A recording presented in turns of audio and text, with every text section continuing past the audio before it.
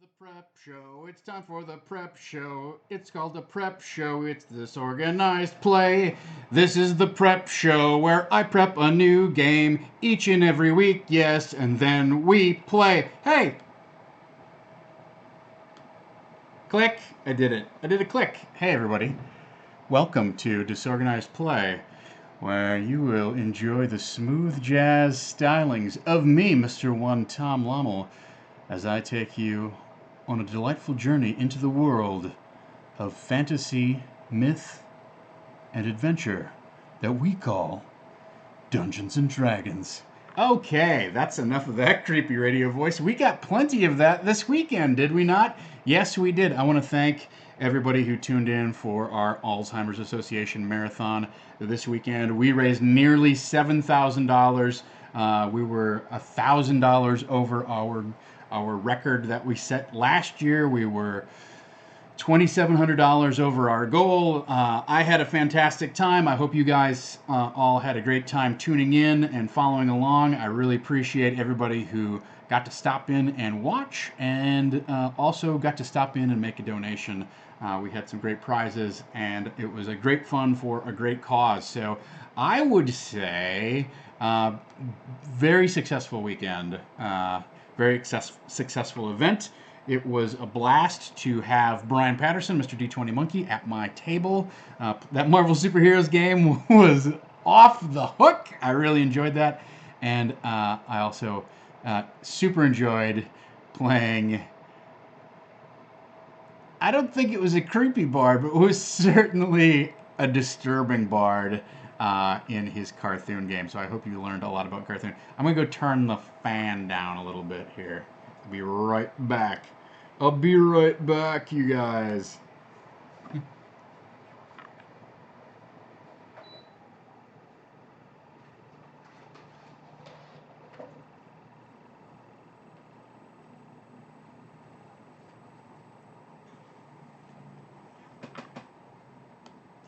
All right, so there we go. That's the buzz. So, with all of that being said, thank you again so much to everybody who gave their time, attention, support, spread the word, etc., etc., etc. Let me know if the fan is blowing on the mic too hard. If that's something that you can hear that's bothering you, let me know. Can I share the random generation system I used? Yeah, I think I probably can. I will. I will definitely push it out to Patreon backers. I may make it generally available. We'll just see. There's not a lot of proprietary stuff in there. The only thing I probably can't share are the character sheets because I found the portraits on the internet. So I may adjust that so that they have generic photos that are not somebody else's work that I would be then redistributing, right? So that's something to keep in mind. Yeah, I'll try to put it together and spread it around. It was a super fun game, and I'm 95% certain I'll be running it at Gamehole Con. So if you are coming to Madison, Wisconsin to join in the fun and madness there, great. That's a game that I'm going to run at least once, probably twice.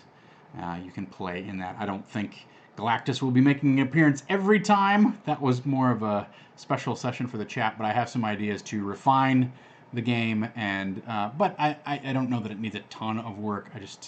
There's a few things that I want to fiddle with, and also you have to make some adjustments since you're not playing in a donation-based sort of charity type of setting. So I'll take that under consideration.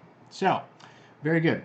Let's talk about what's coming up today. Back to the real world, as it were. Ooh, I will tell you, if things are a little behind here at Saving Throw Show, if you're not seeing the VODs that you want to see on YouTube or what have you, that's because we've been under a huge time crunch in terms of moving to the new studio and then setting up, running the 24-hour charity event, and then recovering from that event. And so bear with us a little bit, if you will.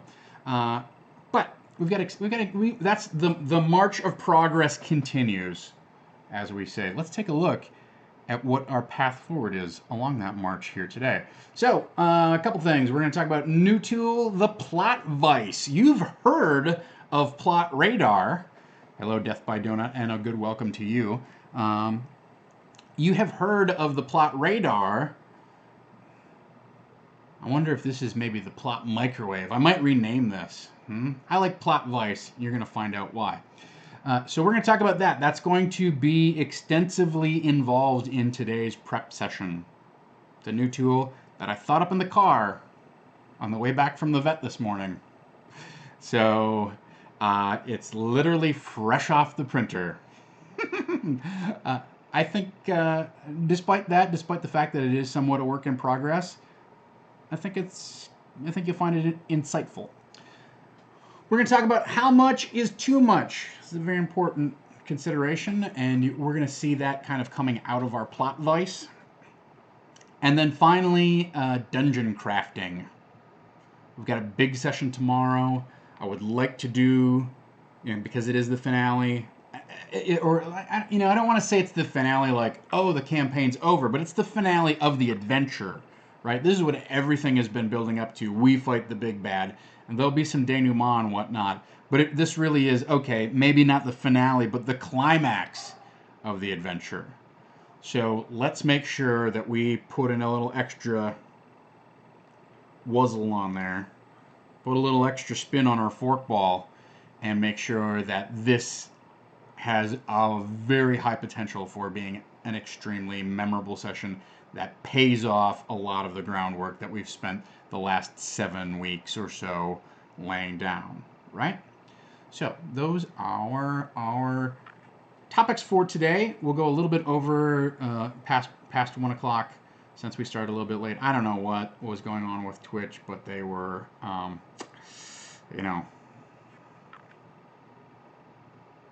things were wrong with the interface. That's why I didn't start the stream right away. All right, very good. So, yes, be careful. You have to be careful with your language around this crowd in general. We all know. We all know. All right, so new tool that we're going to talk about today. We talked about plot radar. We've got a thing called the plot vice. Do you want to see it, or do you want me to tell you what it is and why it is first? I'll leave that to you guys to decide. But I do want to check in briefly with our plot radar just very quickly.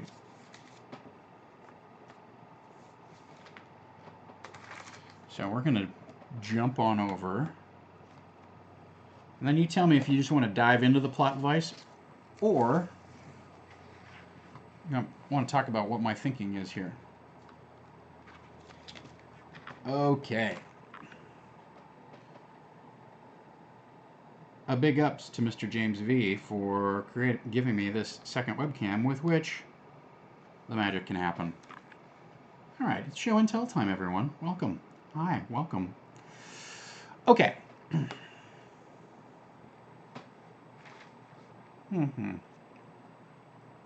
Let's take a look at our plot radar. What I want to do is I'm going to take, oh look everybody, it's my markers. Oh, I've just got them here on hand. Wow, look at that. I'm going to take my red marker. I'm going to flag everything that's important. Everything that's important.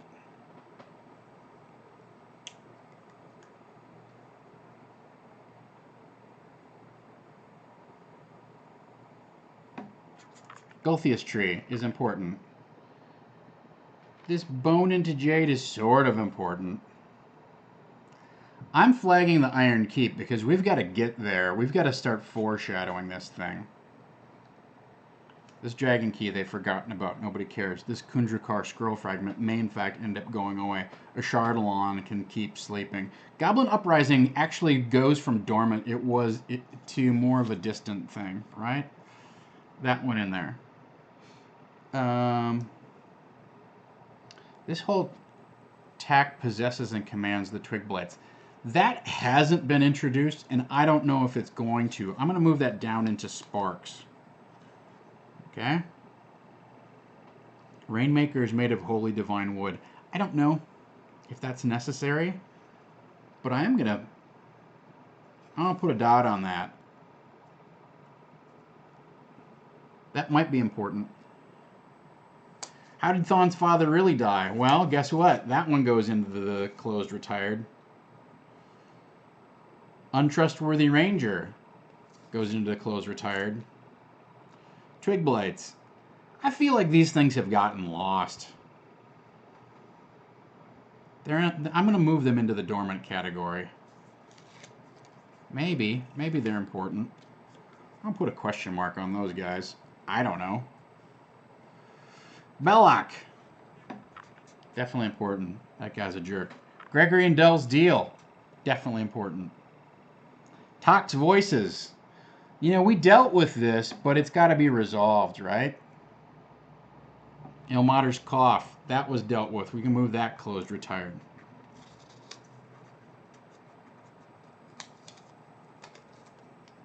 Right. Ta-da, ta-da, ta-da. Carving a jade turns into bone. Tack. That's sort of been, honestly, that this isn't even approaching this. We're gonna get there. All right. Belloc's experimentation. I felt like that's been fairly. There's no there, right? You know that it happens, you find them, but there's no implication for it. It's kind of a dead end thing. The goblins are addicted to Grinnock. That's done, right? I don't think this Kundrakar is the Dwarvish for Fortress of Iron. I don't think so. That's with this Kundrakar scroll fragment. Let's just tuck that over here. Okay. I'm going to take a moment here. So this is our plot radar, right? This is what we've got. And here's the problem. We've got a bunch of stuff that's closed retired that's sort of cluttering up our plot radar. It doesn't really matter, right? Like, that's groundwork that's been laid, things that have been paid off. Players understand what's going on. They don't have, it's not something further that needs to be probed. Great, okay. But we've got things that have not been paid off, and we've only got a couple sessions to really resolve them, right? I'm not saying we have to resolve everything this session, but there are big questions. The Gulthius tree, Belloc, what's Gregory and Dell's deal, Tax Voices, okay? The bone and the jade thing is a minor thing that still needs to be paid off. Those are all major things that need to be addressed in this session. They're going to confront Belloc. They're going to encounter the Gulthius tree.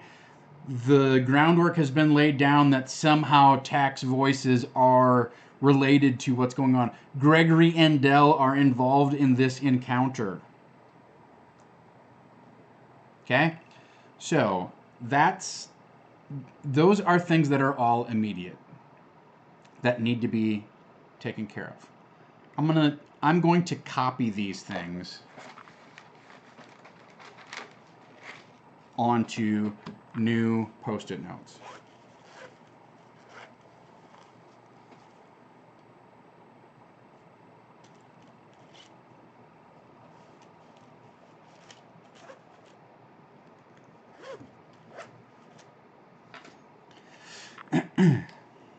In fact, I'm also going to, this is a good exercise in terms of like copying these things, in that it gives you the chance to split things into more granular detail that you might not otherwise,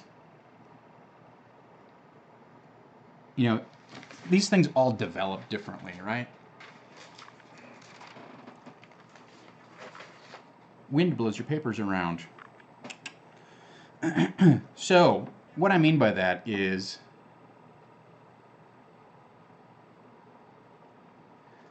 I had Gregory and Dell on one Post-it note. I'm going to put him on his own Post-it note. I'm going to put Dell on her own Post-it note. Okay? Because really, those are two different things.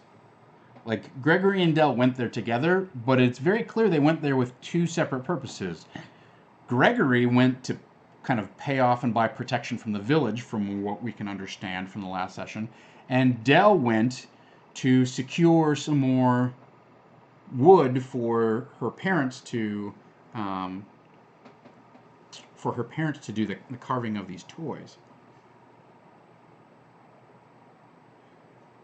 So we can now bust this out into two different things.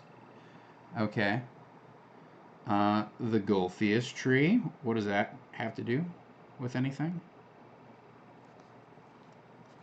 Or what's that? What's the deal with that?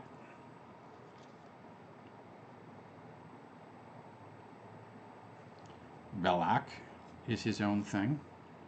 And I think it's important to keep track of the fact that he is a druid. Like, that hasn't been strongly reinforced, but I think it needs to be reinforced. The other thing that I'm going to put as its own element on here is the bird, or I'm going to bring this back, bird song prophecy, which is not a prophecy, but we've learned as a character trait. But I'm going to put that down as that. Okay. Okay. What else do we have? So, I think we've got the toys.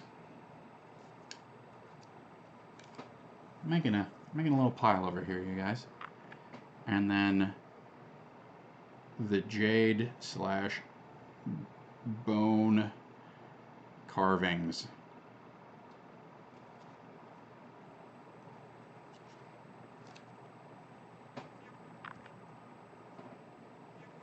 Okay, that's fine. And then the other thing that we need to...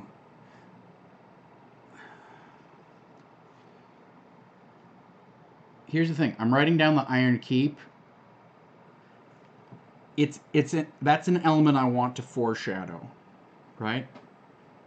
It's not something that is in anyone's consciousness right now, but it's an element that I want to bring into the player's consciousness, their awareness. So that's cool. There's some elements in this final encounter that we have to account for. The twig blights. I got a lot of post-its over here, going over here, you guys. And the goblins. Right? Those are as written. Those are in there. Great. Everything's cool. Is there anything that's on here that we haven't really paid off? I'm going to put down Thon's father. I don't think we're going to get a chance to really explore that much. And I don't think it's necessary to explore that much. But it is an element that's in the awareness, and that could actually be in like a distant or approaching type of column, right? We wouldn't have to move that forward. It depends upon how they deal with Belak. Should be thinking about that. All right. That's as much as I need to, as much as I plan to write down.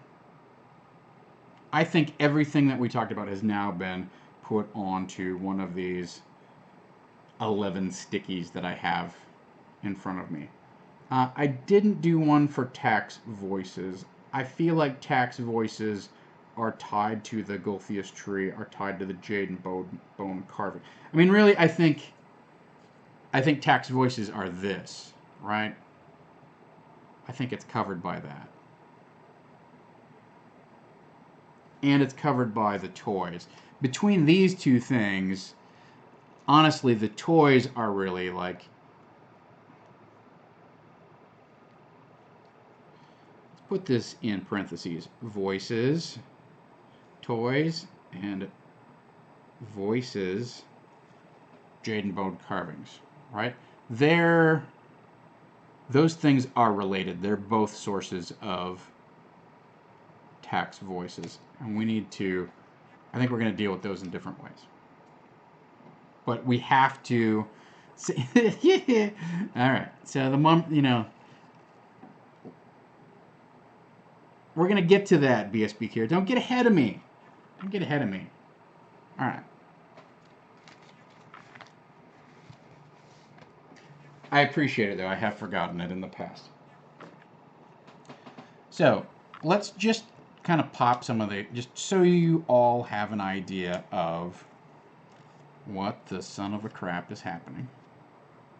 That is not legible. I'm sorry. And I'm not going to put these on here because it's not legible. Let's start talking about plot vice. What's the whole purpose for this thing? Yeah, I agree. What's the whole purpose for this thing? The reason I came up with this thing called the plot vice is, as you could tell from plot radar, we had all this stuff that was all slamming up into that final session, right? And that column started to get unmanageable. We couldn't really deal with it. It could not. It no longer was providing a clear overview of how the elements were converging and coming together and what their connections were. And that's the whole purpose of plot radar, is to provide that insight, right? So instead, I've come up with a tool called the plot vice.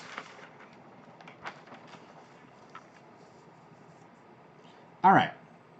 The purpose of the plot vice is to take all of our open threads and find a way that we can squeeze them, that we can compress all of this open information into our final encounter, right? So we need to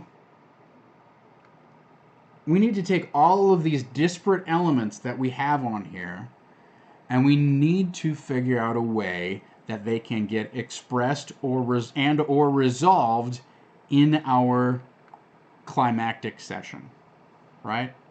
Whether that's one encounter, which, a lot of this sort of is, or it's, pieces of the last session.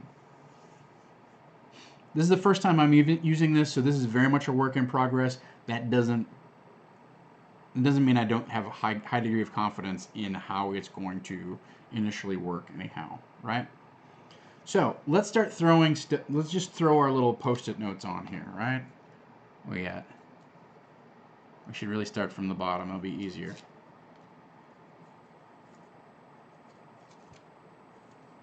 We got Dell.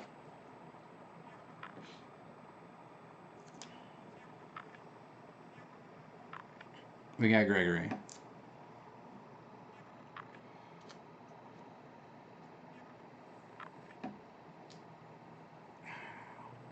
I don't know. I want to list these things in order of importance. So let's start with the least important stuff, and then we'll move our way to the top, I guess. The least important stuff in my mind, the goblins. F those guys. Nobody cares. Slightly more important, the Iron Keep. It's not on the player's awareness, so it's not super important. Thawne's father, more important. There's this thing that's kind of hanging out here. I'm going to put the Twig Blights next. The Birdsong Prophecy after that. We're starting to run out of room. So maybe this needs to be tweaked a little bit. Maybe we just got too many elements. Maybe I can make this column a little longer.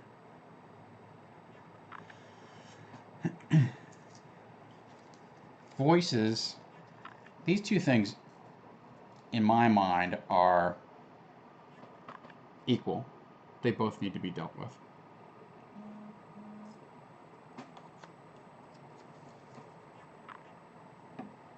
These are also equal, Belloc and the Gulthius tree. And Gregory and Dell. Gregory and Dell, in my mind, are more important than Belloc and the Gulthius tree. Oh, that one got away from us a little bit, didn't it? Yeah, I might make the column double wide. or narrow up some of these other columns. I think this is going to, what I might do is you could write these in different colors. I've been considering doing that. And then you could put them in here, right? Or you could write them all in whatever color, and you could draw colored lines between them or whatever. All right. Here's the purpose. Here's the intent. We want to take all of our open threads, all of our stuff that's still kind of hanging fire, as my mom would say. Yeah, and you could put them in sleeves and wet erase them or something like that. That could also work, right? It's definitely sort of like is designed to be a one-time turn. Really, here's the thing, though. I think you could use this for every session. I think you could. This is a level of detail that's more granular than plot radar, right? So I take plot radar and I use that to get stuff like kind of get themes and elements and clues swirling around in my brain. But if I wanted to be more detailed about it and have more of a plan going into a session, I think I could use this plot vice to help me map out how those themes are actually going to play out in the session, and yet still have some room to adjust and improvise if I need to, right? So the rest of these columns are essentially important elements within an encounter, right? It could be important elements within a session, but they definitely make up the components of an encounter. All right. So in this column we have atmosphere. To me, those are intangibles that aren't necessarily tied to the mechanical function of the room, of the encounter, but they inform and set the tone for what's happening in that location with those people, right? Example, your party stumbles upon the scene of a bloody battle where, it's the aftermath. There are dismembered corpses all over the place. The bodies have been looted. There are wounded animals screaming, in agony, etc., right? That's fine. Those are all this location, adversaries, allies, discoverables, etc. Those are all factual pieces of the encounter that you can interact with. Atmosphere, okay, take that encounter. Does it happen in the dead of night at 2 o'clock in the morning and the moon is covered by a thin haze of clouds and just barely shines through and beams this soft, gauzy light upon the scene, and the chill of the air wraps around the players, and a hint of fog is gathering at the edge of the clearing? Or does this take place at 2 o'clock in the afternoon and the sun is beating down and the flies are buzzing? There's not a cloud in the sky. It's 92 degrees and the sweat is pouring down the back of your neck. And somewhere off in the distance you can smell a campfire that apparently has been freshly lit, right? Those are atmospheric things that aren't necessarily tangible things that the party can interact with, but informs the tone and the mood of the encounter. Very important to consider what that's like, okay? It's an element you should not ignore. From there, we go into much more kind of hands-on interactive elements. The location. What's happening at this location?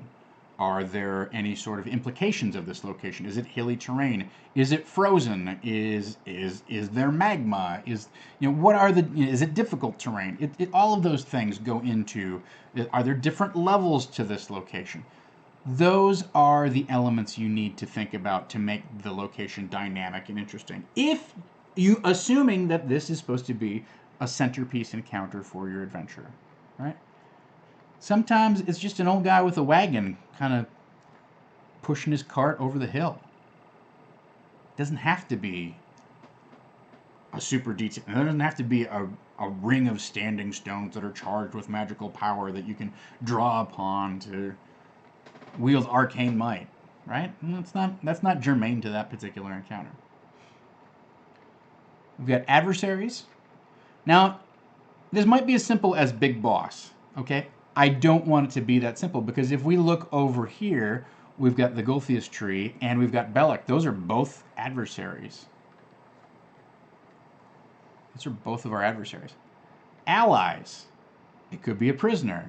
It could be a lieutenant who's willing to turn on his cruel and malicious boss who has never treated him right. Any of those things, right? Like people that the players can leverage to gain an advantage. And then finally, there's discoverables. And this column could be treasure, but I felt like that was too limited. Discoverables, things that have a payoff if you do investigation. A secret door can have a payoff, right? Oh, okay, it's a back way in. It's a more direct route.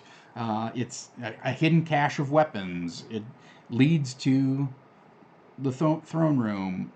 It's the way that the big bad is going to escape, or, you know, etc. Those are all, like, discoverables is just ways to, items that you can interact with in order to take things in a new direction. Yeah.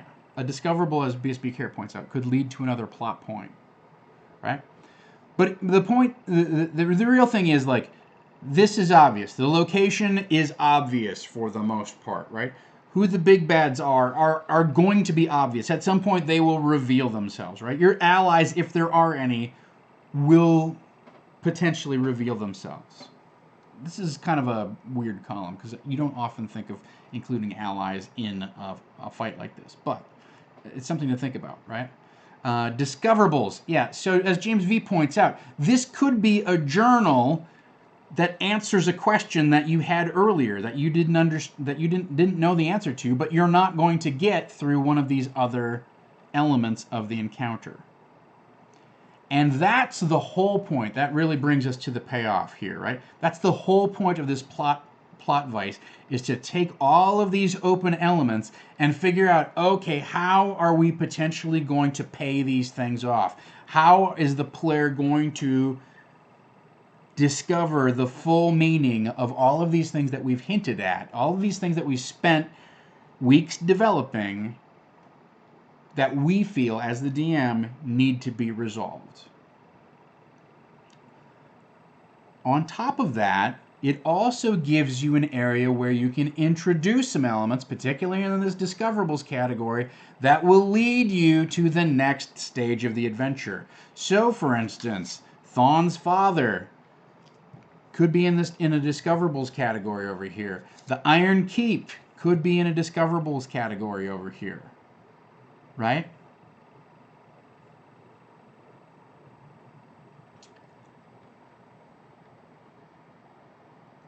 Let me just think about how I want to use this, because I'm not very happy with... This doesn't work in the exact same way that the Post-it notes do, right? Like, I don't like having these things in here. That doesn't work for me. So let's do sort of what we said we were going to do. And at least have some different colors attached to it. So we're going to use red. We're going to use blue. And we're going to use green.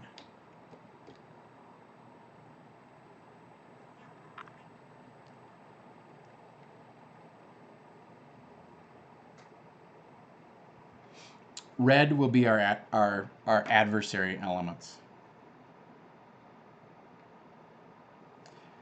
Blue is going to be plot-related elements that are not adversaries. And green is going to be character-related elements that have not been paid off. Okay? And in fact, let's codify that down here in our roster.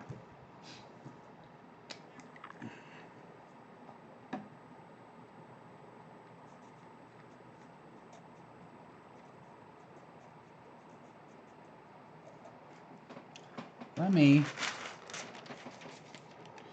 get some paper underneath here, because I don't want it to go through and get on the table. So, adversaries. Blue is plot.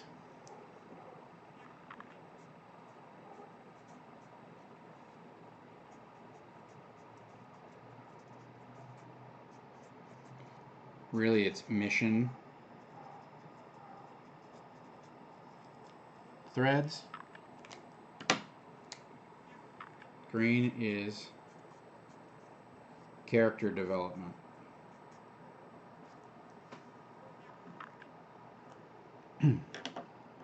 All right. And let's break those things down. So let me get some of these elements kind of off of here. And the nice thing is we can fit more in, we can fit things into that column.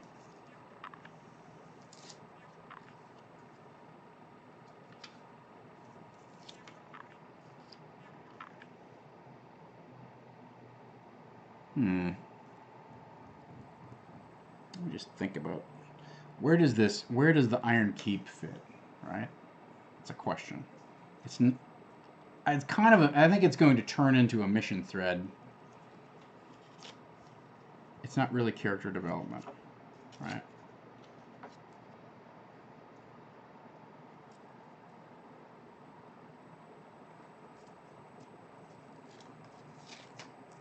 Okay. These things are all just floating out here a little bit, but let's address our mission threads our mission threads first. Put those on first. Okay? So, number 1. Dell. Number 2. Gregory.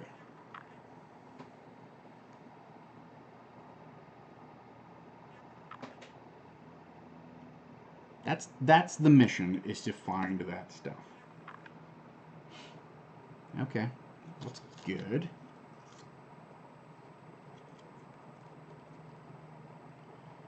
Is the Iron Keep part of the mission foreshadowing? Is it foreshadowing a new mission? I think it probably is going to.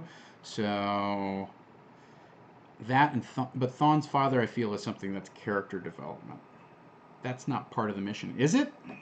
This is where it gets a little tricky. I'm gonna take a drink of soda while you guys think about that. Let me know if you have ideas in terms of what do Thon's father and the Iron Keep, how do they fit into our adversaries, our antagonists? That's really what that should say.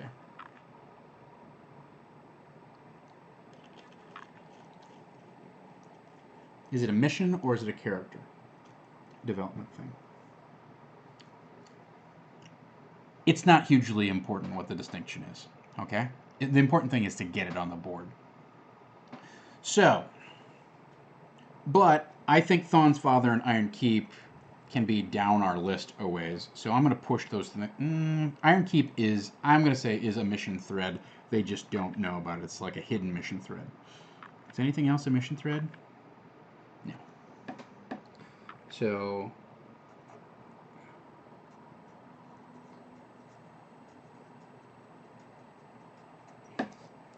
I want to get this pushed out there because this is going to lead to our next chapter, our next adventure. So that needs to be accounted for.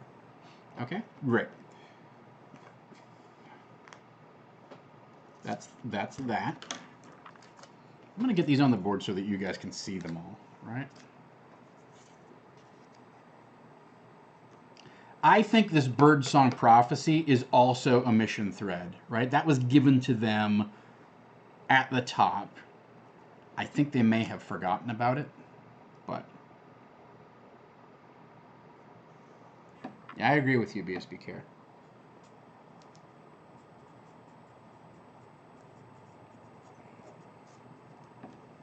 So that's the Birdsong. Good. See, now I can start taking stuff off, and it really like fits in here very nicely, right?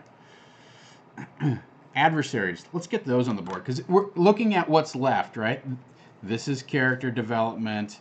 This is character development. these things are all adversaries, right? So now we've got some great grouping. I agree with you that they may consider the Birdsong Prophecy to be closed. They may have forgotten about it. That may have gone dormant for them. I want to bring it back into awareness. Okay? So you have to keep in mind that you're not necessarily just addressing plot threads that are open and outstanding. Those are the ones that are urgent, and those are the ones, because they're foremost in the player's mind, that they can act upon. But it's a sign of good storytelling to do a callback to something that they learned earlier. It's difficult to do that because they have probably forgotten about it. So you need to figure out a way to bring it back onto their radar, right? But I want to bring this back into the radar to help make the whole thing feel like a cohesive, coherent adventure. Why was this so important that Tak's mom had to tell her this? What if there was more to it than just, this is a bad guy? I regret what I've done. Those are the two things that have been said. Let's make it have a little more juice. So, antagonists. I'm going to start numbering these. I'm not going to start numbering them with the same number. I'm going to continue my list.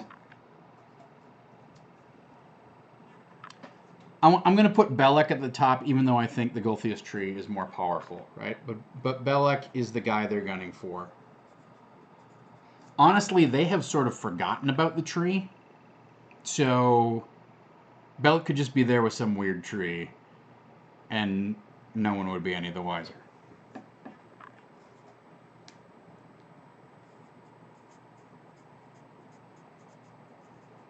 Like, they don't think...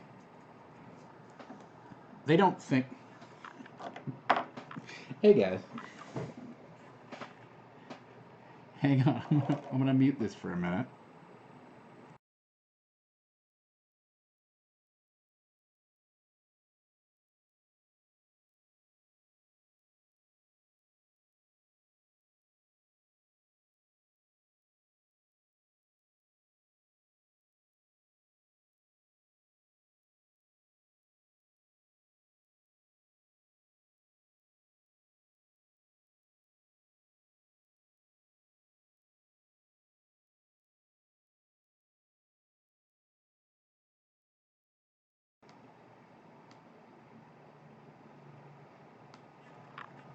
All right, there we go. Now I can draw, and you can see me.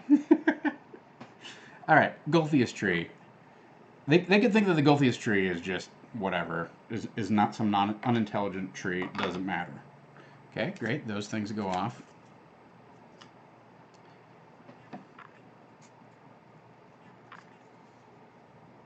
They know about goblins.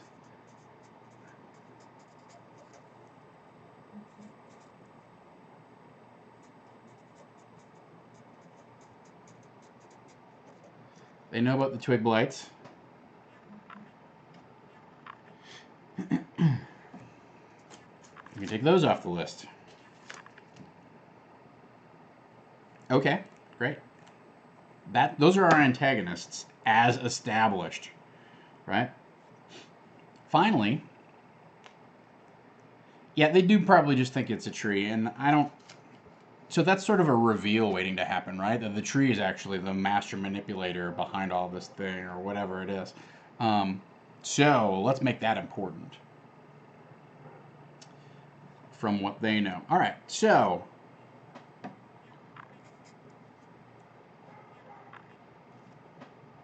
the Jade... I'm going to put Jade Dragons, which is the bone carvings. 10, the wooden toys.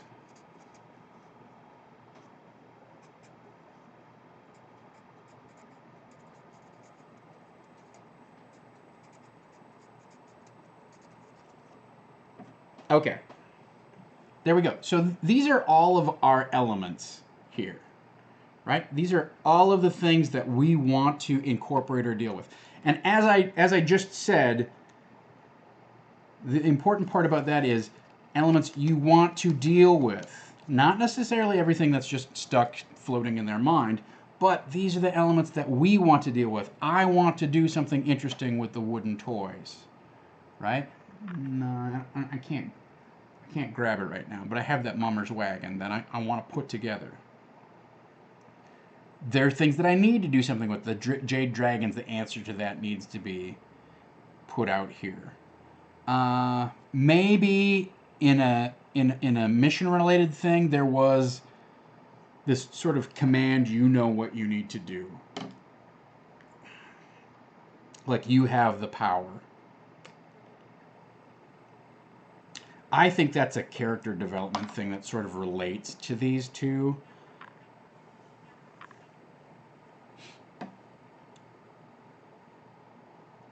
I do have to remember to bring the mummer's wagon. Yes. More specifically, I have to remember to bring that. Where is that? We cleaned up around here because we had Brian over, and I'm not sure where the creepy little music box thing is. Oh my god, I can't wait for that. All right.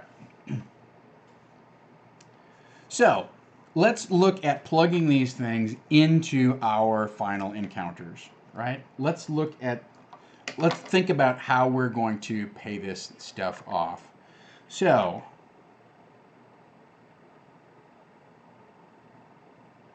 Gregory and Dell, here's why I want to split them out. Well, I mean, I guess first of all, we should put Belloc and the Golthius tree in this adversaries thing, right? But the important part about putting stuff into these columns is to develop them in a way that pays off, multiple things if you can. But put an interesting spin on them. So the other thing that you'll notice is, and just so I don't forget, if you are a Patreon backer, in the Iron Keep folder, this document is in there, right, as a 2-page document. This is available for you to download right now. I uploaded it before the session started. But you also have twists and shifts, right? Slightly different language. I think there's a couple different. A twist is, oh, the bad guy reveals himself to be one of your relatives or whatever, like dramatically change. A shift can be, oh, this escalates or it de-escalates. It changes something that's going on, right? It's not a full-on revelation. It's an escalation or de-escalation of what's happening in the encounter.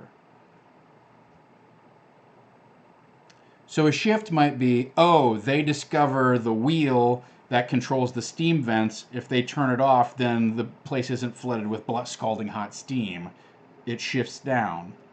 A twist would be, they discover that the steam is that the machine that creates the steam is powered by this super combustible material, and if they destroy the canister that holds it, it'll cause this huge explosion that'll destroy the complex. Okay, that's a twist. Far bigger consequences on the twist side than there are on the shift side. Maybe they should be flipped or whatever, but that's something to think about.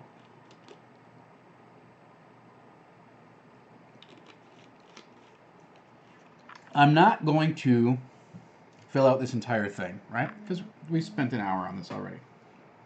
But, or 45 minutes, whatever it is. But what I do want to do is I want to use this to inform what's going on. All right, so first of all, let's look at some of this stuff is as written. We have to, we're encouraged to include it, right?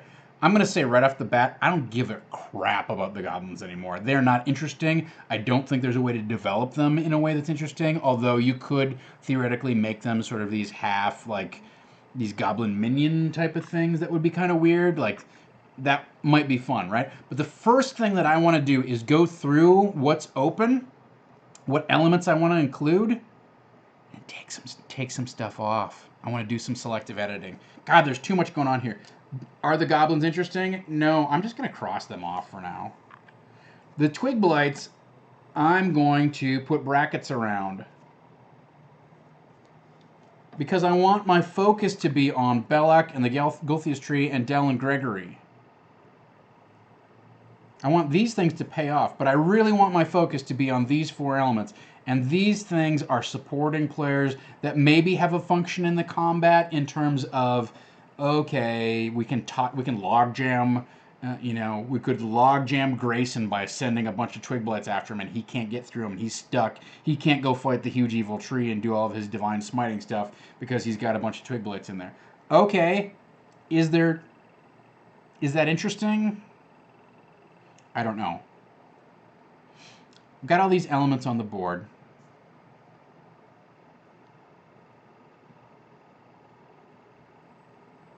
I want to include this birdsong thing, right? Yeah, we have, as BSB here points out, we have this sort of chest burster idea that if you slay a goblin, then the twig blights come out, and the goblins have been like hurling these twig blight things. Here's the main purpose of the plot device, right? Not only to compress all of these things into one encounter, but to also escalate them, right? Make them more interesting, pack more punch, heighten the theme, heighten the stakes. Okay? We've seen the goblins like throw these twig blight things out.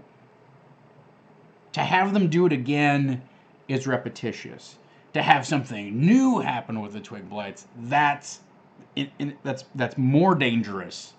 That catches like breaks with the predictability or escalates the predictability in a way that's intimidating. That's engaging, right? So there's 2 purposes here. One is how can we fit all of these unresolved plot elements into a nice resolution in our final encounter. But secondly, how can we pressure cook this thing so that we've taken all of the things that have been building. And that's why you don't just have the open ones, but you have stuff like the bird song that's like, oh yeah, this is a callback to that. We could put Grinnick on this if we really wanted to, right? I feel like Grinnick kind of got paid off in service for its purpose. But if we chose to really take Grinnick to another level, maybe Belloc isn't that great of a druid until glunk, glunk, glunk, he starts slamming all these potions and making himself into this like weird, like Dr. Jekyll, Mr. Hyde type of character. Okay, that would be an interesting twist on what's going on. It's not so much a twist as that. Let me back up. That's not a twist to have Belloc like chug and be Dr. Jekyll, Mr. Hyde. That's not a twist. It's heightening what's been established. They found out last session that the Grinnick is sort of this battle enhancement, combat drug, roid rage type of material, right? Well, what if Belloc saves the best stuff for himself? Brah! In fact, I'm going to put that on here as an element because I like that idea that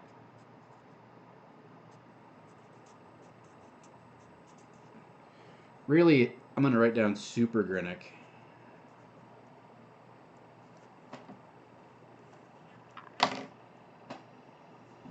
Yeah, like an Incredible Hulk moment, like BSB Care says, right? So, that to me is interesting. And here's one of the reasons that I keep the lists with a running set of numbers as opposed to going 1, 2, 3, 4, and then a Belloc is 1, 2, 3, 4. Because if I forget something or come back to it, I can just put the right color on it and give it a number. I don't care. Right? All right. Now, let's implement some stuff that actually matters, that actually is interesting, right? Let's apply this to these columns. Talked about this a lot, right? BSB Care says, can you imagine if Avril gets a hold of some Super Grinnick?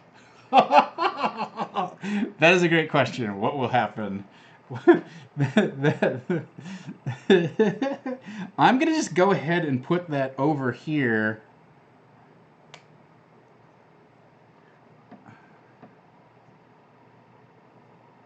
as a discoverable and I'm going to put the number on it of what it is, flask or cache of Supergrinic.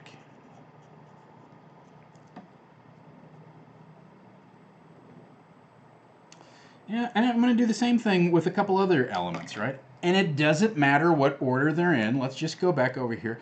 I think it would be nice if, this is number 11, there was a journal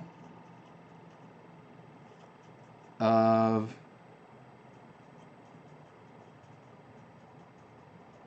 blackmail payments.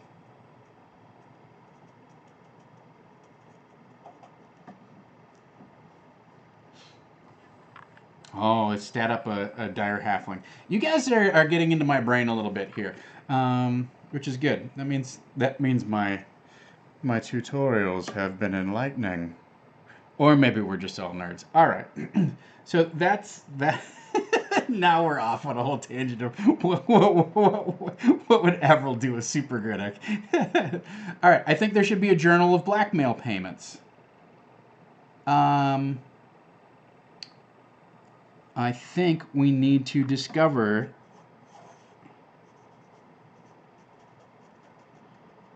Mummer's wagon.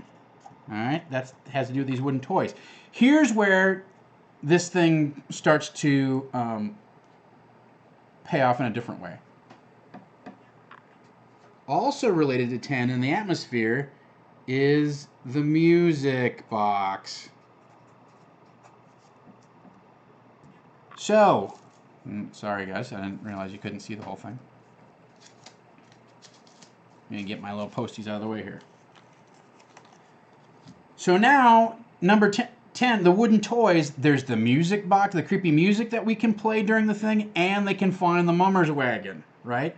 We could give some toys to Dell. Or we could give her the Jade Dragons, right? All right, so a couple things. I want to move Gregory into the adversaries category.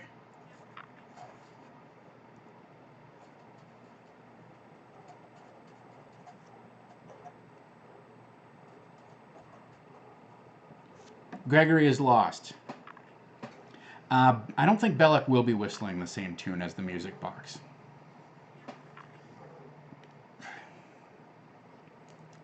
That brings me around, though, to another thing here. In the Discoverables, this is actually in a different encounter, but I'm going to write it down because it has, it's really the whole session. I think in order to bring the birdsong back, we need to have a book of birds and bird calls. Okay? I think that will help bring this birdsong thing back into the back into their consciousness. Also, I want there to be a gate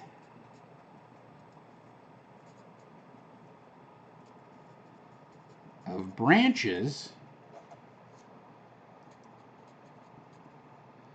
that opens to birdsong. Okay? Now we start to see, okay, boom, boom, boom. All of these things are starting to come together. We're starting to heighten what we've laid out before. We're drawing connections and relationships between things that the characters have learned, and they pay off. Oh, that's right. If we whistle this tune, we can open the gate, this gate of branches, right? So that's terrific. They love riddles. Let's make this thing a riddle.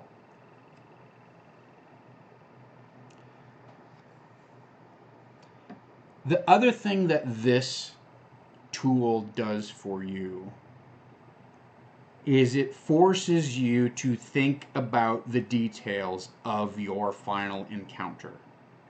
Okay? So, as written, it's got goblins and twig blights, and there's Belloc and the Golthius tree, and Gregory and Dell are adversaries. I don't like Dell being an adversary. I'm going to put her down in here as a trapped prisoner.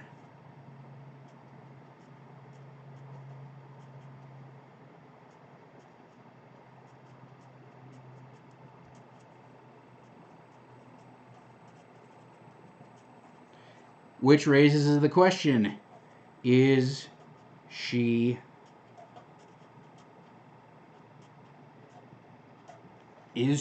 bait? Yeah, exactly. They're going through the library. Let's put that book of birds and bird calls in that library. Pops back up in a way that seems natural, right? Maybe there's a dog-eared page to the whippoorwill. It's a little A to B. It's a little on the nose. Players aren't that smart, you guys. They've got so many things that they're trying to process at the same time that, yeah, they might figure it out right away. But they're just as likely to just like go, oh, okay, and then forget it. Right? So be careful about kind of this one clue, one solution type of crap. That's what this is all designed to help you avoid. Can we do multiple clues? I love this question. Is she bait? Is Dell there to bring tack into the lair? Back to my larger point that I wanted to make. This forces you to think about the encounter as written and think about modifications and ways that it could be changed. And I will tell you right now that I think the final location is ripe for some sort of enormous twist or change.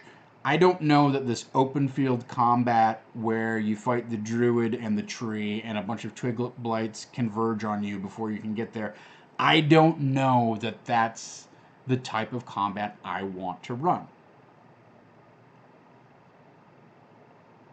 It just doesn't feel like it has a lot of juice to it. Now, oh, so see, I like James V's idea. Why not have a set of birds in the tree that sing the song?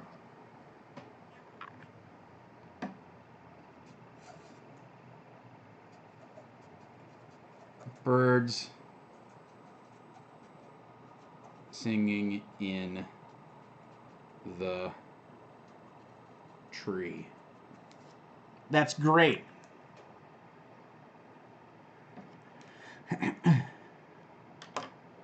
And I could also kind of tag this as 6, right?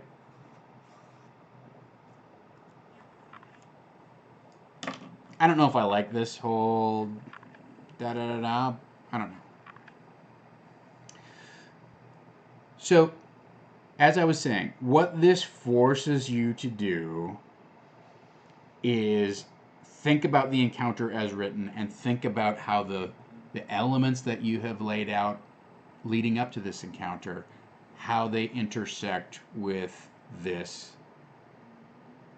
with your finale, with this particular encounter, right? And is it an apt fulfillment of what you have laid out, or does it feel like something's missing? In my mind, we have gone down such a deep path with the voices and the toys and the da-da-da-da-da, and the weird goblin elements and stuff like that. We have gone down such a path of this weird psychic thing that's happening with Tack's character that, as written, this encounter does not pay that off in a satisfying way.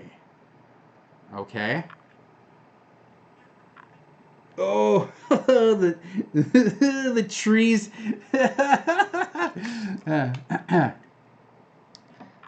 I like that. Is amazing. This is the tree's voice.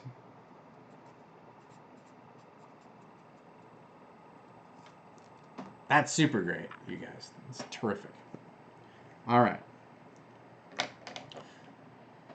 I don't think that the encounter as written pays off all of the weird, creepy, mysterious voice speaking, blah, blah, blah things that we have set up and that are so central to Amy's character, but also need to be resolved, right? We need to get to a place where the rest of the party understands the source of her power and the rest of the party knows whether they can trust her or not. Because we've been slowly going along and they're like, ha ha ha, we love you because you're like one of our friends, but like, oh, what is going on with you? Right?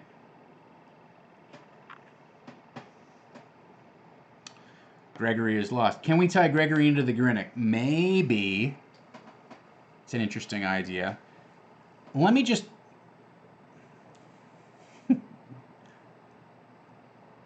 I don't want to ruin this moment for you guys in terms of the reveal that I want to do when this comes out. But you know what? What's the point of watching this show if you don't get a sneak peek at what I'm thinking? I certainly hold some stuff back. But I don't even know where to put this in terms of... I think I'm going to put this... It's not part of the mission. This is part of the adversaries and the location, right?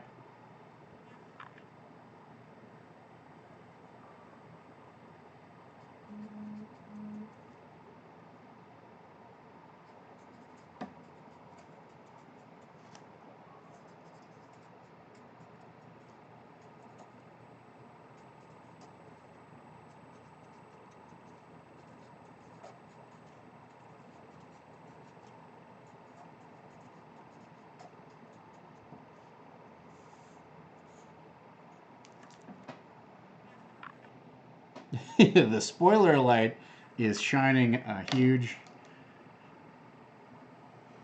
All right, so the Twilight Grove is in the astral plane. That's where I want to take this. We're gonna go like full on Stranger Things style, like upside down, effed up weirdness. And I think the astral plane is a great place to do this. I also think, wow, it just like it takes the whole encounter and blows it up to a whole new level. It puts a whole new spin. So when they cross through that gate of branches, it's literally a planar gate.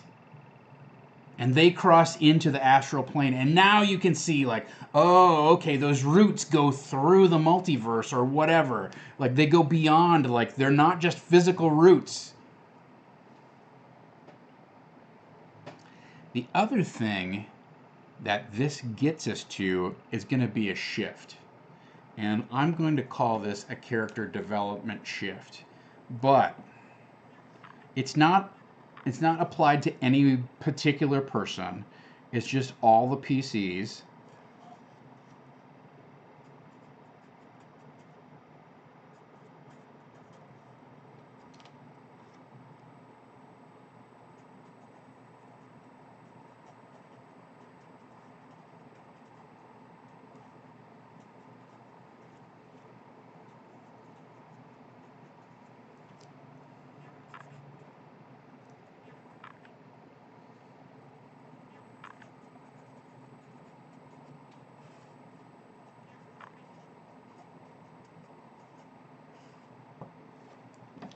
The PCs transform into their astral bodies. Okay? Now, this is a dangerous move. On the one hand, the players are very familiar with their characters. They know their characters' capabilities. They know what their characters can do. They enjoy taking advantage of, exploiting and utilizing and bringing to bear the various powers and abilities that they have developed over the course of, admittedly, only 3 levels. but still, they're attached to their character. When we do a huge transformation like this, if we are to say give them different stats and give them different abilities, you have to be careful that you're not just completely throwing them for a loop and it doesn't seem connected to their previous character abilities and stuff like that, right? So we want Grayson to still manifest in some way that makes him this big lumbering tank who's highly defensive, has a lot of defensive capabilities, but can also like smite or whatever. Okay? We want Avril to still keep those core pieces of her character, which are that she's fast and she hides and she sneaks out and she stabs and she sneaks back, right?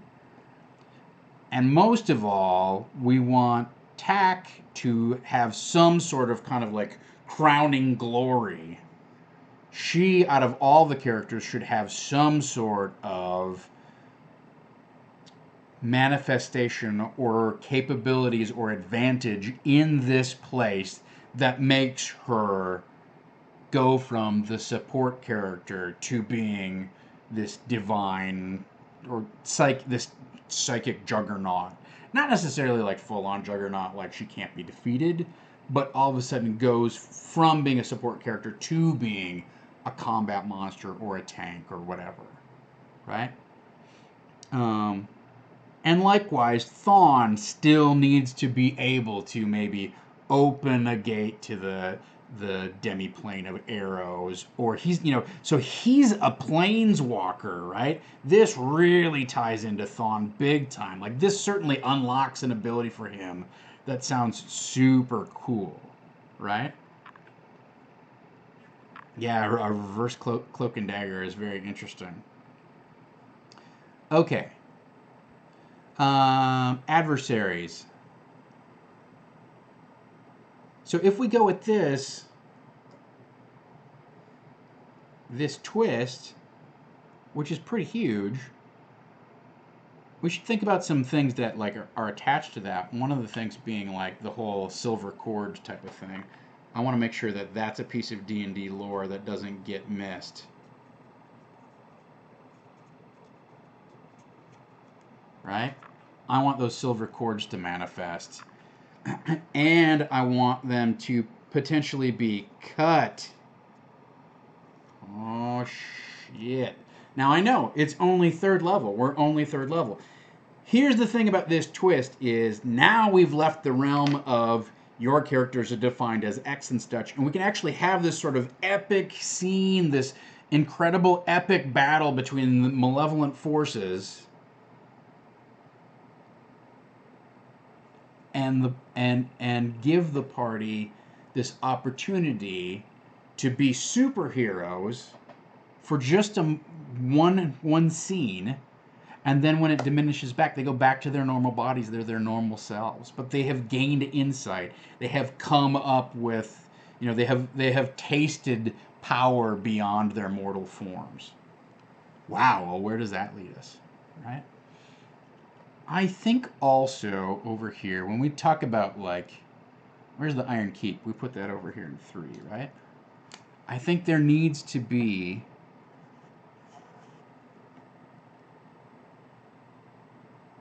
some sort of key or amulet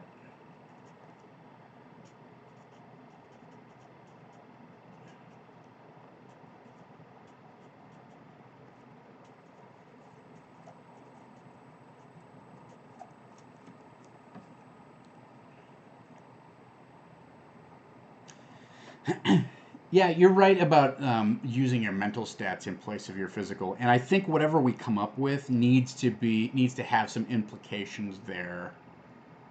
That okay, well, but I don't know that I would go off of strictly intelligence. I don't know. It could be weird.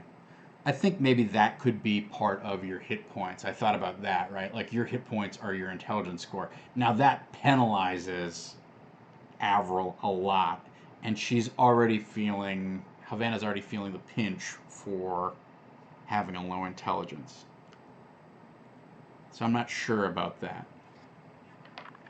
If I can give her some other ability that allows her to evade damage,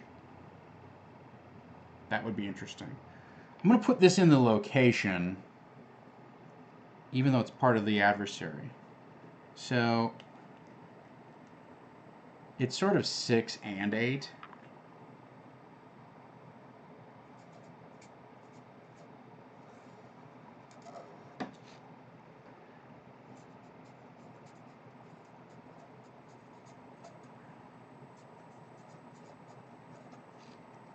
So I'm going to make the twig blights, rather than being mobile, I think of these, the grasping roots of the tree, right? Something like that.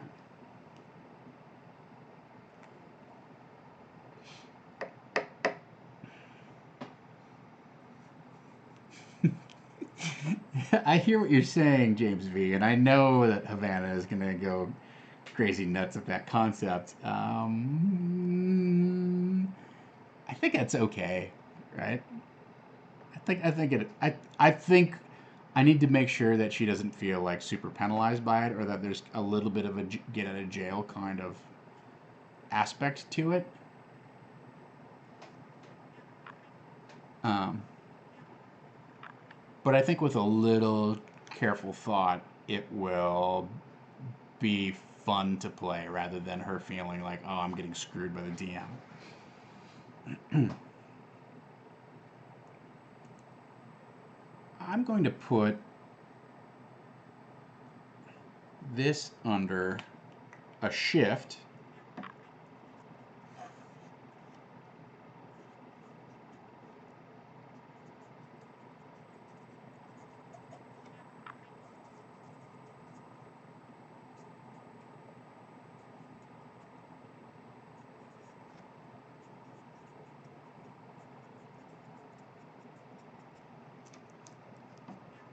Cut Belloc's cord / his connection to the Golthius tree, right?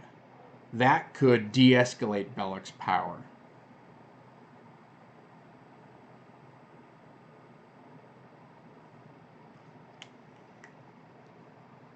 What if, I'm going to put this in here too.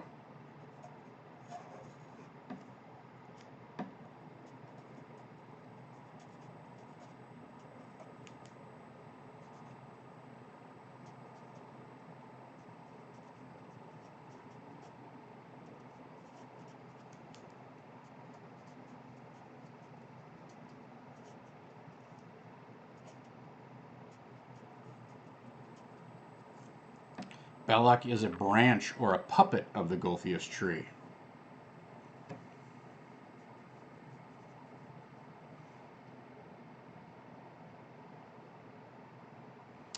We talked a little bit about Dell. We talked a little bit about Gregory. We've got the Iron Keep on here. We've talked about the bird song. We've got Belloc on here.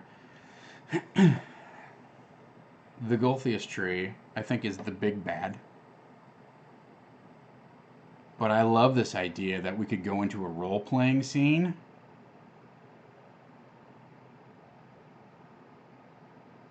And we need to tie in this whole thing of the voices somehow. What if the dragons are mounted or up in the tree? Let's stack this whole thing up.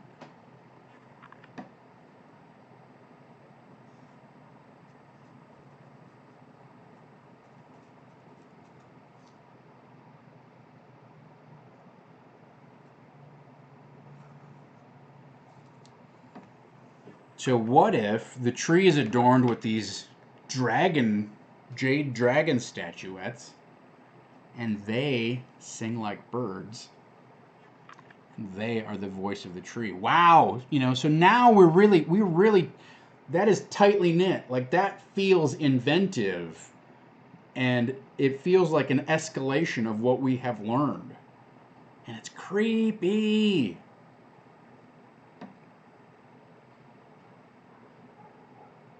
The Mummer's Wagon. That's over here in a discoverable. Does Dell have it? Maybe. Thon's father's a journal. The super Grinnick we talked about. So now if we look at this encounter, the only thing that we really want to do, we might want to put these twists in black if we're really going to go for them. But what we want to do is take this twist and use it to inform the atmosphere, the location, the adversaries, the allies. Like, make sure that this twist really integrates with everything else. But this gives us a solid roadmap and a solid means of brainstorming the different connections and how they get heightened and how they become intertwined and how we're going to deliver a climactic experience for our players in this highlight encounter that is the payoff of the past 6 to 7 weeks, right? All right. Yeah, James V, I have to think about whether, your best stat takes advantage of your physical stat, your best mental stat is somehow like,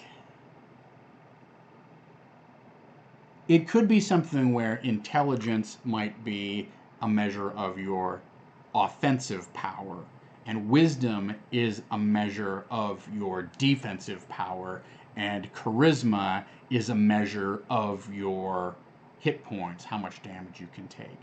Now that would be interesting. I don't have those guys' stats for that, right? This is not going to be the season finale. I guess I've been a little bit remiss in calling it the season finale. The campaign is going to continue.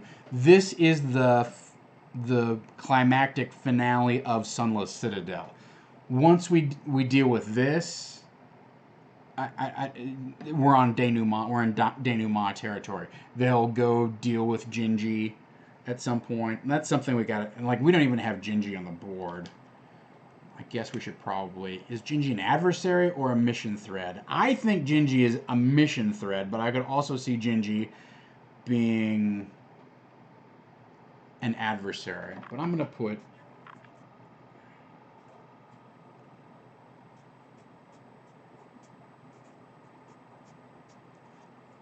Gingy on the board. It's a good point. Something I have to think about a little bit. I don't have to necessarily... I don't necessarily have to fulfill on that. Alright, so we need to put some more thought into this. Like, I never get through all of my prep in one of these sessions. This is always like a preview, a prep of my prep. But now you see where I'm going with this, and now you can see how getting this stuff just kind of into these columns and making a list of what we know and how it can be expressed really helps us inform and make sure that we cover the connections for this next encounter. Now, I think you could use this for each and every session if you so chose, right? Like, I call it the plot device because it's really designed to squeeze everything into one, like to take that piece of coal and turn it into a diamond, right? But I think Grayson has a pretty good charisma because he's a paladin. I could be wrong. I would have to pull the players for their stats. I'm more likely to just create stats out of whole cloth based on what I think they should be able to do and what seems like it would be fun to play, rather than coming up. So this is one of those areas where you could spend a lot of time trying to come up with a codified set of conversion rules of like, okay, well, here is how combat on the astral plane it should work, and here's the one-for-one correlation between this set of stats and this set of stats, and in the astral plane, and they had all of that stuff in like AD&D and whatnot, right? My advice and my inclination, throw that crap out. Don't waste time on it. You'll drive yourself nuts creating balance for a scene that does not have to have balance. If I give them these super powerful, like, astral body avatars, I can throw them against essentially like a godlike creature in the form of the Golthius tree and give it 350 hit points. But if they're doing, 10 die 6 damage every time, it's this weird, like, all of a sudden, like, pace-breaking, game-breaking astral combat where they go, what the he does a what? Yeah, oh yeah, he crushes you for 10 die 10 damage. So essentially, I could take, the stats for monsters out of the monster manual, reskin them, give them to the player characters, and guess what? You're secretly playing a silver dragon, but no, this is your avatar or whatever, right? So that's the whole thing. Is for a one-off like this, where they're probably not going to be going back and forth to the astral plane a bunch. Or you could say, well, it was in a pocket dimension. Like, it doesn't have to be astral plane. It could be a pocket dimension. Twilight Grove could be a pocket dimension. Or it's a pocket dimension. Or demiplane.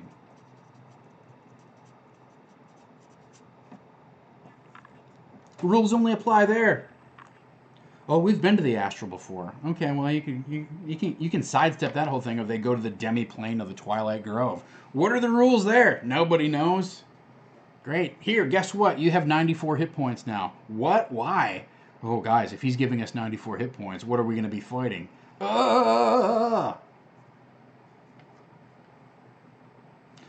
Gives us the opportunity to break the game in a way that is interesting and fun. Provides a change of pace, heightens the stakes, makes it an epic session. Yeah, be careful with that kind of stuff because you break the game too hard and it just turns into a bunch of dice rolling that isn't fun. But it's an interesting opportunity that is worth pondering. All right, let's go back to as much as I want to talk about this. I hope you found it useful. If you are a Patreon backer, this template, obviously without all the scribblings on it, this template is available to you in the Iron Keep folder of your Patreon materials, along with a template for my plot radar. All right? Keep that in mind. Also available to you. To use as you see fit, of course. All right. I'm not going to... We're almost into hour, at the end of hour 2 here. So, how much is too much? How much of our screwing around with this takes it too far, right?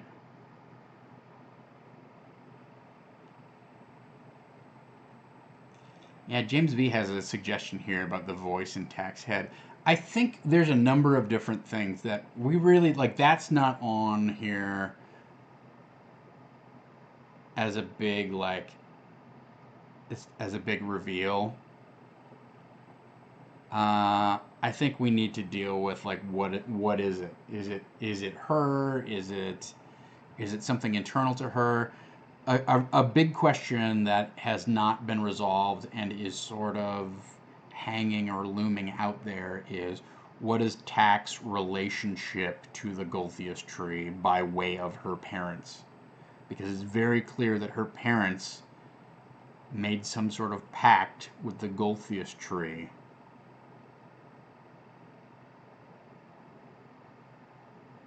And what are the implications of that for Tack? Did they promise to give the Golthius tree Del? Did they promise to give the Golthius tree Tack, and they tried to welch on that promise? But, then why would they send her up there to rescue her sister? Something that needs to be pondered. I'm not sure what the answer is, but you're right.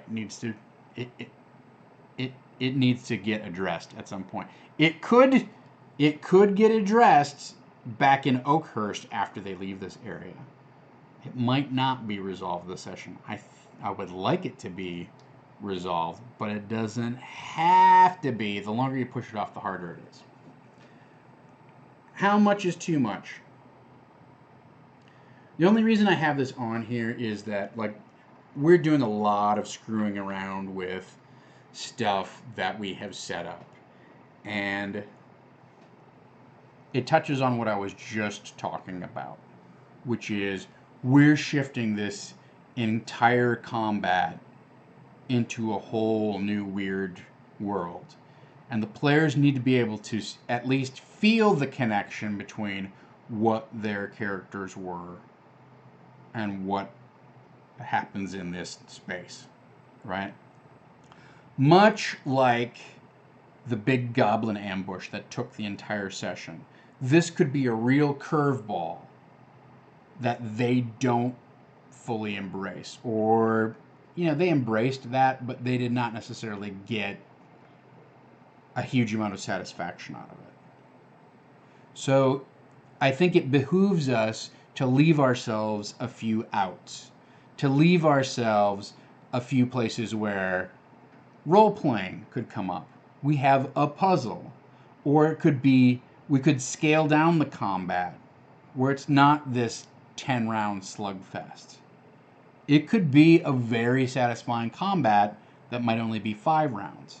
So think about ways when you're blowing up this idea that you can kind of dial it back in and make sure that you're not straying too far away from the player's expectations, the things that they key in on, the types of role playing or the types of tableside experiences that they enjoy. And as B. Care points out, some of these things could be left for the epilogue. Some of these things might be things that only her parents can explain. Some of these things might be things only the mayor can explain. So that's something to think about. You can leave yourself, as BSB Care points out, you can leave yourself an out when we get to a certain amount of, like, when the tree takes a certain amount of damage, it shifts into a negotiation scene. Surrender conditions, know what those might be. Think about those options. To really wholly prep this session, it's important not just to think about, okay, what's the twist, or what's the shift, or what are the elements that I can include from previous sessions that will pay off and heighten this climactic encounter, but also what's the ending, what's the end game, what's the resolution that is going to feel like a satisfying conclusion, an appropriate payoff for our characters, for our party, for our players. So that's the thing. Going back to kind of the fundamentals here, what's the coolest possible outcome? What's a mixed results outcome where the players have had some success but have also been dealt a failure? Maybe Dell dies. Maybe it's just that Gregory dies. What does a complete quote-unquote failure look like? So, something to think about. James V says, what if Dell's parents made a pact to save, or Tack's parents was made to save Tack's life? And their end of the deal was to spread the toys that are made from the wood so it could expand its area of knowledge and influence. What if the skulls are the tree's eyes? I want to put that on here as atmosphere. I'm going to add that. Or at least their ears.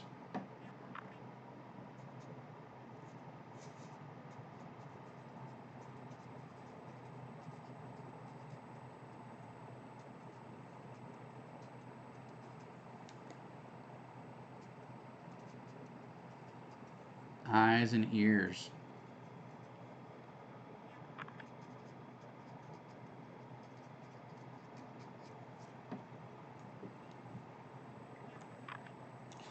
I like this idea that BSB Care brings up, which is Dell is lost, but is lost in such a way as to connect her to the next module or to the Iron Keep. That's a very interesting idea.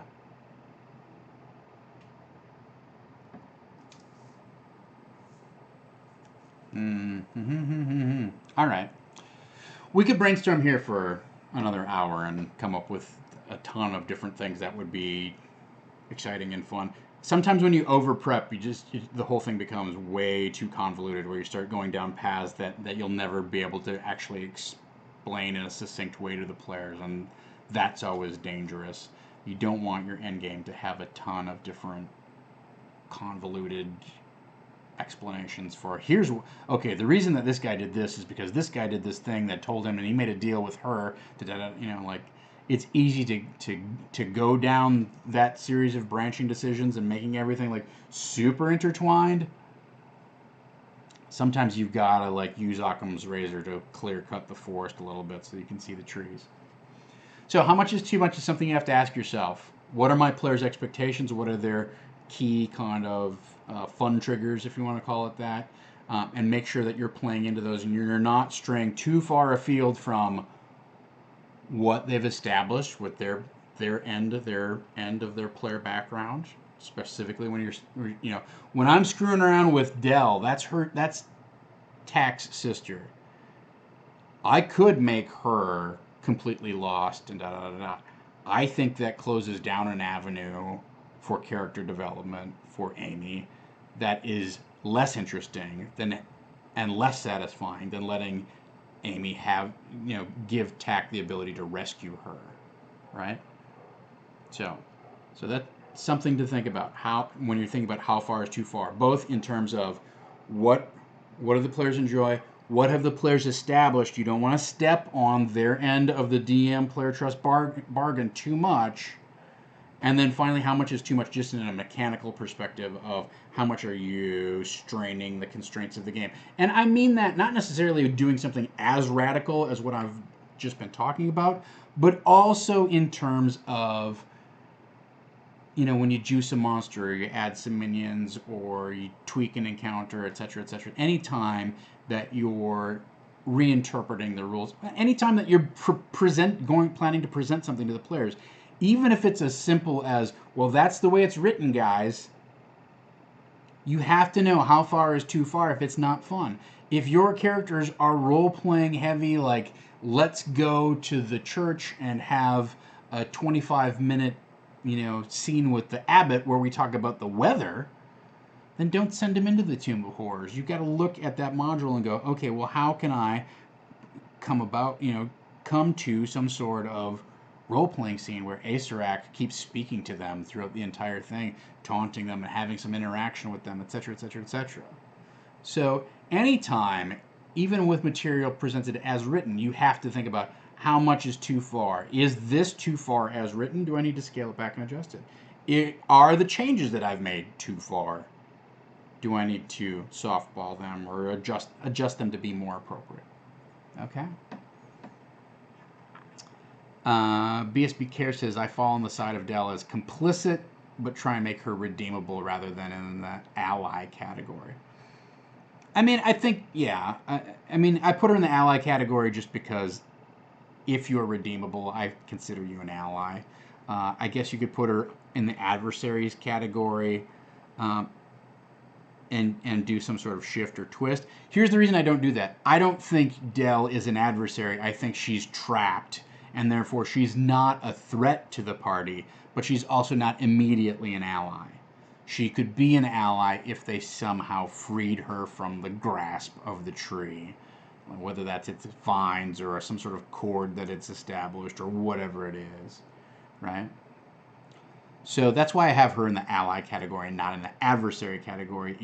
She is essentially a neutered ally, but one who could be brought into play if they discovered whatever the right trigger is. We could put that in our discoverables thing, right?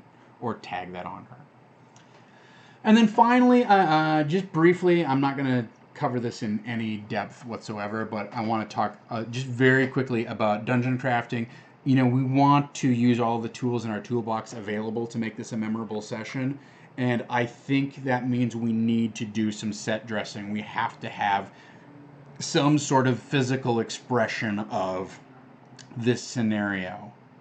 Now, it could be as simple as having a special battle map that we put out there. It could be We could take it to the next level and put together a dwarven forge type of thing. We could take it to the next level and craft some of our own terrain. We could maybe sculpt a Golthius tree, or have something completely bizarre going on with this weird pocket dimension that we find ourselves in. Um, where maybe we use geomorphic tiles where you keep adventuring along the route. You actually travel on the roots of the Golthius tree until you get to the final Twilight Grove, where the dirt is, clinging to it, etc. So that's something we need to consider. I don't want to discuss it any more than the sketch that I just put out there. But when you want to have a memorable session that's above and beyond what you're trying to accomplish with your lead up sessions, you got to figure out a way to juice it just that little extra mile and make it somehow. And also, it's an opportunity where, like, okay, let's say we use these geomorph things. Okay, well, how does that fit into our plot vice? How can we use this to enhance something of our threads? Maybe the alien nature of the demiplane that they're in, or maybe the tree can use it as a weapon against them, where it extends, the vine that they're standing on, it extends and it actually pushes them away. Boom, boom, boom, boom, boom, boom. It's a pretty cool idea.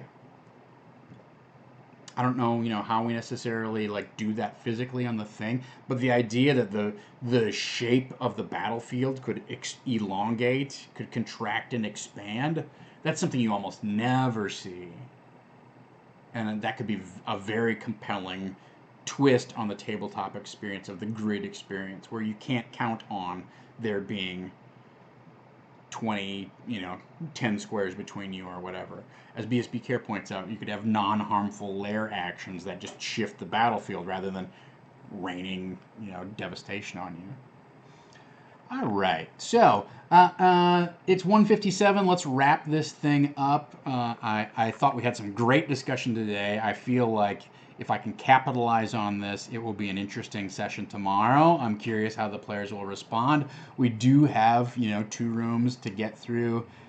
I'm kind of cutting the study. I don't know whether I'll keep that in there or not. Maybe I'll push the study to be some sort of hidden place within this pocket dimension, or within the astral, or whatever it is. So that should be interesting. Let's take a look at the rest of the calendar for this week. So tomorrow at 8 o'clock is this session. It is the Iron Keep Chronicles. I hope you'll tune in and see how it plays out. It is not the finale for the... it's not the finale for Iron Keep Chronicles. We're going to keep playing, and as far as I know, we don't have a wrap date. We don't have it's designed to be an ongoing campaign, so assuming everybody's on board, we're not going to just bail out at 10 weeks. We're going to keep this going as an ongoing thing. I mentioned last week, looking ahead, we're probably going to go directly from this to White Plume Mountain. I'm not inclined to run Forge of Fury, so I'm looking to tie White Plume Mountain into the Iron Keep, and I think that's an effective kind of lead from one to the other, right? White Plume Mountain is such a weird, nonsensical mix of traps and whatnot that I think the extra dimensionality of the Iron Keep will pull it together. This is also a great preview when they go into this weird Twilight Grove area. It's also a great sort of foreshadowing of, okay, the Iron Keep is going to have a lot of extra-dimensional planeswalking type of stuff, right? So that's going to be interesting. All right, so that's tomorrow at 8. Tomorrow at 2:15 is the season finale for sure of the Bearded Men West Dungeons & Dragons The Improvised Campaign. So if you have not had a chance to catch it, that's one of your last opportunities to do so without going back and watching it on VOD and subscribing to Geek and Sundry and making that happen. But if you have been a fan for a long time, we're going on summer hiatus for the next 3 months. The plan is to kind of retool the show and bring some focus to it, and figure out some ways that we can make sure that it's got just a tight kind of powerful appeal to the audience over at the G and the S. Whatever that means remains to be determined. But if you want to see that, your last chance to see that is tomorrow at 2:15. I will be DMing. It should be a great time. Also, if you would like to see it and you live in the Los Angeles area, Saturday the 1st at 4:30, we're doing a live version of the show for their annual fundraiser over at Improv Theater. So they're doing this huge kind of like improv fest, and Dungeons and Dragons, the improvised campaign, is going to be part of that, and I will be DMing that live. So if you live in the LA area, get over to Los Feliz and catch that show. I love doing that show in front of a live audience, in person, and not having to worry about chat and whatnot. So that's super fun. So BSB Care says, a quick party question. Is Grayson currently the only party member with any healing powers or spells? I believe that is correct.